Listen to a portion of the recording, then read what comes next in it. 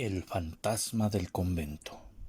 Leyenda de Carlos Franco, narrada por Eloy Rogelio Parra Elizondo.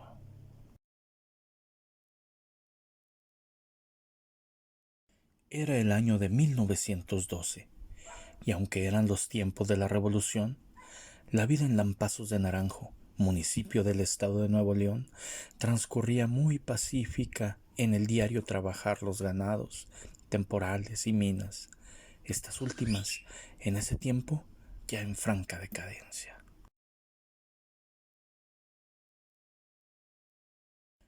El abolengo que da el dinero y las raíces se notaba en el estilo de vida de la sociedad lampacense. Construcciones señoriales, vestimenta de importación y el colegio del Verbo Encarnado, que funcionaba en la vieja misión y su templo del Sagrado Corazón. Ahí, niñas y adolescentes acudían para recibir la pulida educación de parte de las monjas aplicadas a este misterio.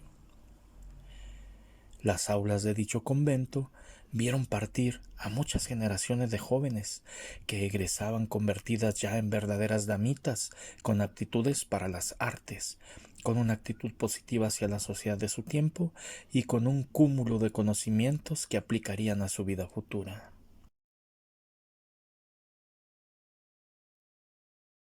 Las alumnas foráneas estaban como internas y las locales acudían a diario al colegio, pero todas llevaban la rutina rígida que empezaba cada día con el sonar de las campanas que las levantaba de sus lechos para, después del aseo personal, acudir en la disciplinada formación a la capilla. Ahí, junto al párroco del templo, con una misa, daban gracias a Dios por el día que empezaba, mientras el sol asomaba curioso por las ventanas para escuchar las voces de las niñas y las monjas entonando himnos y cantos litúrgicos que se elevaban al cielo como un coro angelical.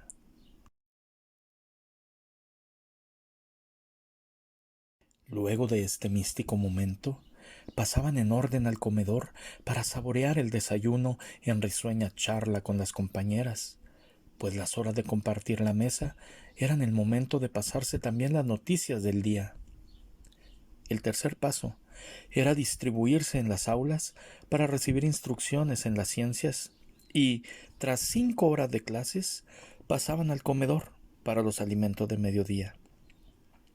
La tarde la organizaban en descanso, juegos e instrucciones en artes, cocina y manualidades, hasta terminar la jornada con una merienda y dar gracias en la capilla por el día de labores que terminaba. La vida era muy tranquila entre reclinatorios, pupitres y patios de recreo. Parecía que nada podría alterar tan arcádica existencia. Pero una madrugada, en que las internas estaban en los dormitorios, una alumna despertó al escuchar un extraño rumor de voces que se fue convirtiendo poco a poco en el estruendo lejano de una multitud. Volvió la mirada al ventanal, buscando el origen de aquel ruido, pero lo que vio fue el rostro de un joven que con expresión triste, suplicante, la miraba en silencio, asomado por el enrejado. Nada decía el desconocido visitante, solo permaneció ahí, con las manos aferradas a los barrotes y el rostro conmovido por palabras que nunca pronunció.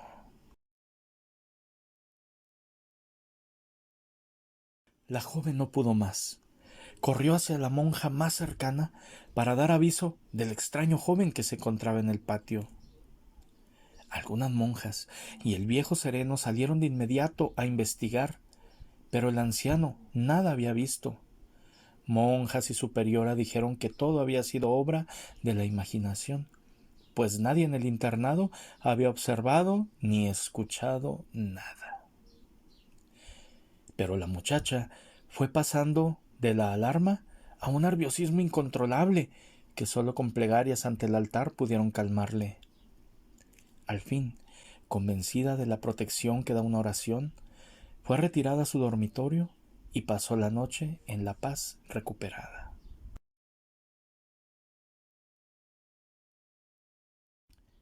La rubia mañana se levantó de su lecho en el oriente para llegar vestida de luz hasta la nave del templo al escuchar las voces celestiales. Luego que las alumnas terminaron el servicio religioso, pasaron al comedor, y ahí se enteraron de una noticia que llevaba una de las internas. Se decía que esa madrugada, por alguna calle del pueblo, habían encontrado el cuerpo de un joven asesinado. En el transcurso de la mañana, la triste nueva se confirmó y el colegio se quiso solidarizar con el dolor de la familia afligida, enviando una monja al frente de una comisión de alumnas para llevar flores y un mensaje de fe ante los deudos. La estudiante de nuestra historia sintió una gran necesidad de formar parte de aquel grupo y rogó ser aceptada. Así pues, salieron las jóvenes misioneras y las empedradas calles de Lampazos las vieron caminar por las aceras, llevando flores en las manos y palabras de aliento entre los labios. Al acercarse a la puerta de la familia dolorida, escucharon rezos entre llantos y expresiones de suplicio por la joven vida que se había perdido. La solemne comisión se anunció, fue recibida con muestra de agradecimiento y la monja se dirigió a los mayores, mientras las discípulas buscaban dar consuelo a jóvenes y niños. De pronto, una de las visitantes se puso sumamente nerviosa.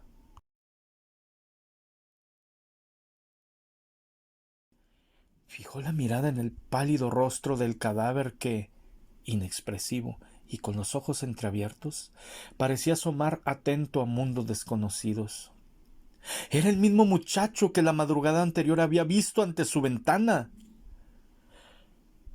Un grito de espanto suspendió la misión.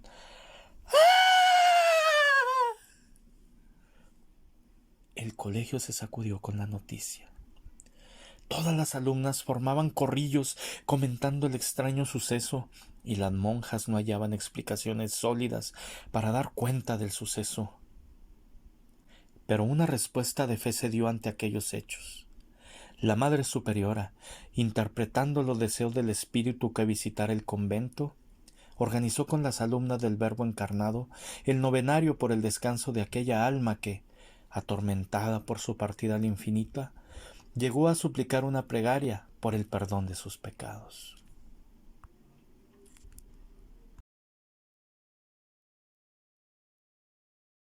Un año después, un párroco, monjas y estudiantes dejaron el templo, convento y aulas, pues la violencia revolucionaria invadió el pueblo.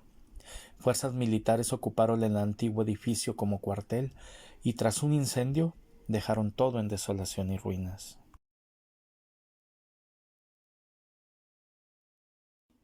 Muchas familias emigraron de Lampazos huyendo de la guerra. El convento quedó solo y degradándose lentamente. Perdió el segundo piso y sus jardines fueron muriendo hasta convertir el solar en un páramo triste. Todo quedó en ruinas. Sin embargo, la aparición del alma de aquel muchachito asesinado nunca dejó de presentarse. Y así, muchas décadas pasaron para que fuera restaurado, pero nunca volvió a ser lo que era. Hoy, aquel convento es el orgulloso museo de armas e historia de Lampazos.